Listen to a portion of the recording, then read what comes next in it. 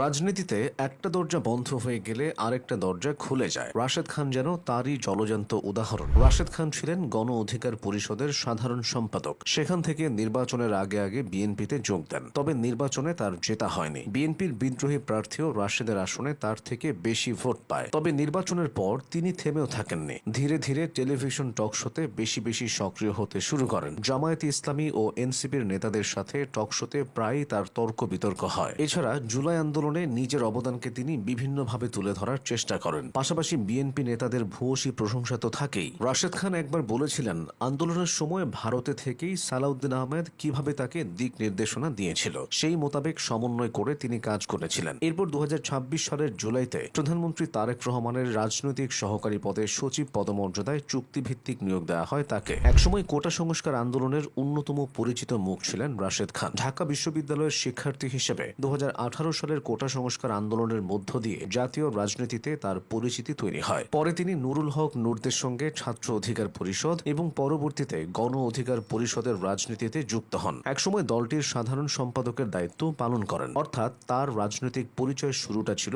প্রচলিত বড় দলের বাইরে একটি নতুন রাজনৈতিক শক্তি গড়ে তোলার আকাঙ্ক্ষা থেকেই। তবে রাশেদ খানের অতীতের কিছু কর্মকাণ্ড নিয়ে এখনো আলোচনার সমালোচনা হয়। বিশেষ করে আওয়ামী লীগ সরকারের সময় শেখ হাসিনাকে একবার তিনি মমতাময়ী মা বলে সম্বোধন করেছিলেন, যদিও এটা নিয়ে তিনি একাধিকবার ব্যাখ্যা দিয়েছেন। এবার আসা যাক অন্য প্রসঙ্গে। 2024 সালের রাজনৈতিক পরিবর্তনের পর রাশেদ খানের নতুন অধ্যায় শুরু হয়। গণ অধিকার পরিষদের সঙ্গে তার রাজনৈতিক অবস্থান ও ভবিষ্যৎ নিয়ে নানা আলোচনা চলার মধ্যেই 2025 সালের ডিসেম্বর মাসে তিনি দলটির সাধারণ সম্পাদকের পদ থেকে পদত্যাগ করে বিএনপিতে যোগ দেন। সবচেয়ে গুরুত্বপূর্ণ বিষয় ছিল, বিএনপিতে যোগ দেওয়ার সঙ্গে সঙ্গেই ঝিনাইদহ 4 আসনে ধানের শীষ প্রতীকে নির্বাচনের সুযোগ পান তিনি। ফলে সমালোচকরা এটিকে আদর্শগত পরিবর্তনের পাশাপাশি নির্বাচনী হিসাব নিকাশের সঙ্গেও যুক্ত করেন। তবে রাশেদ খান নিজে এই সিদ্ধান্তকে রাজনৈতিক বাস্তবতা ও নিজের ভবিষ্যৎ রাজনীতির অংশ হিসেবেই দেখিয়েছেন। কিন্তু বিএনপিতে যোগ দিয়েই তার নির্বাচনী সাফল্য আসেনি। 2026 সালের জাতীয় সংসদ নির্বাচনে ঝিনাইদহ 4 আসনে ধানের শীষ প্রতীকে লড়েন রাশেদ খান।